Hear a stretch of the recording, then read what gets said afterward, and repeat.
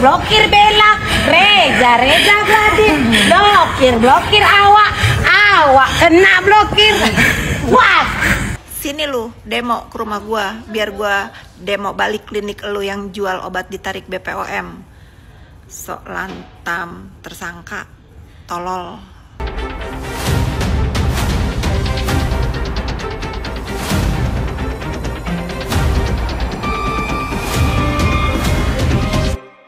Markus lagi. Di mana-mana ada Markus. Markus atau maklar kasus memang telah menunjukkan prospek cuan yang menjanjikan di negeri kita, Indonesia Raya Merdeka Jaya Sentosa ini. Dan sepertinya dunia permarkusan juga merambah ke tugas pemerintah dalam pengawasan obat dan makanan. Badan Pengawas Obat dan Makanan atau BPOM ditugaskan untuk menjamin produk beredar di wilayah Indonesia adalah aman dan bermanfaat. Kita sebagai konsumen pasti relate nih, bahwa produk ilegal itu mudah sekali didapatkan di wilayah Indonesia. Bahkan tanpa kita sadari, tanpa kita sengaja, loh yang kita dapat malah produk ilegal. Apakah jaminan BPOM, jaminan pepesan kosong? Beberapa waktu terakhir kita juga sering ya mendapatkan siaran publik temuan BPOM akan produk ilegal. Yeay, kita tepuk tangan. Padahal tahu nggak, sebelum ditemukan BPOM, kita sebagai konsumen lebih dulu menemukan di pasaran.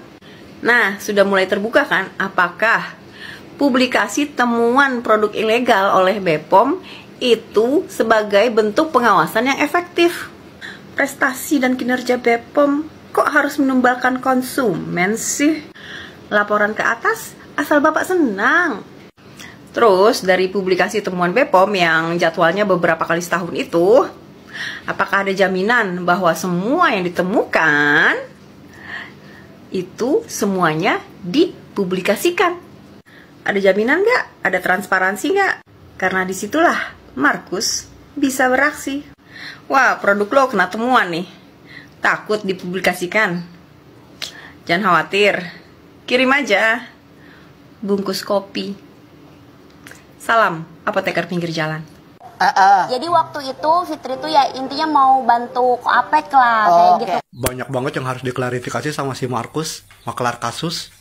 Lo dengar kan semua tadi kata Dinar Candy. Dinar Candy itu nggak minjemin duit ke si Fitri, cuman duit itu untuk menangani kasus si Apek. Katanya si Fitri itu mau bantu si Apek pada saat kasus yang dulu 5 miliar.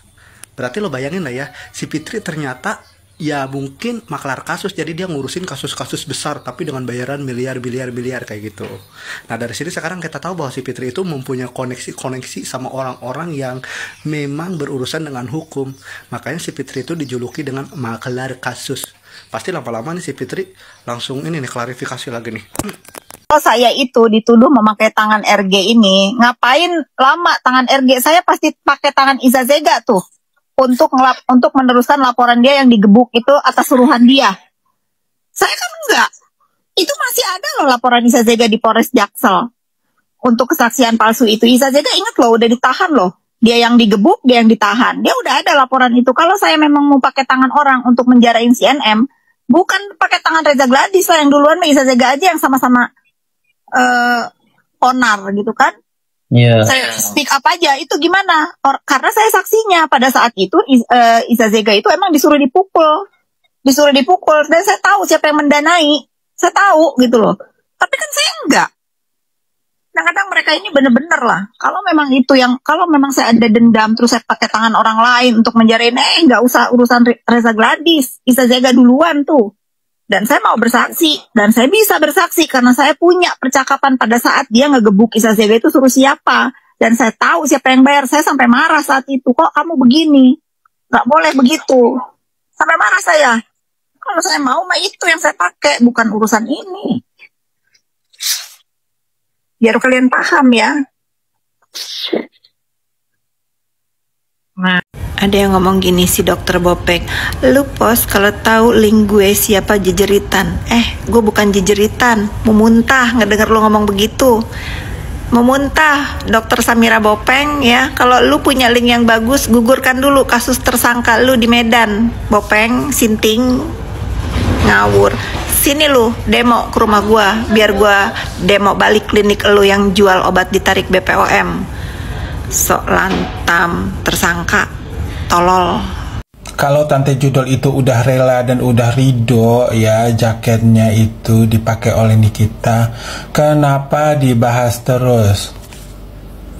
Gak ikhlas, itu tanda-tanda orang gak ikhlas.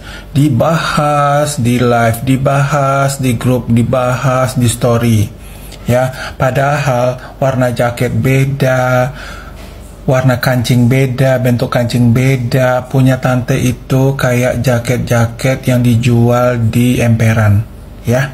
Itu si abu-abu juga pakai tuh, sama mirip dengan si Nikita. Kenapa nggak dibahas ya? Apa tante juga itu pinjamin juga ya sama si abu-abu?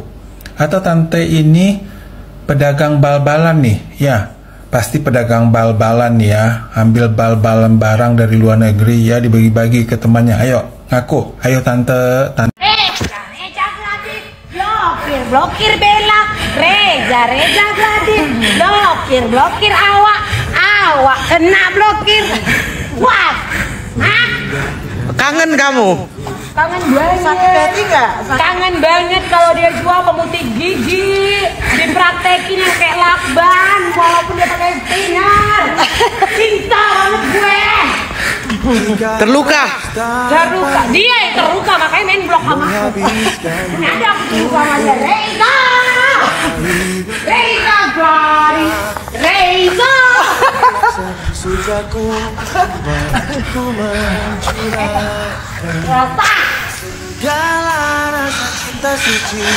Ngapain koko? Sedih. Kenapa? Reza Gladys. Ya Allah, kasihan ya. Halo.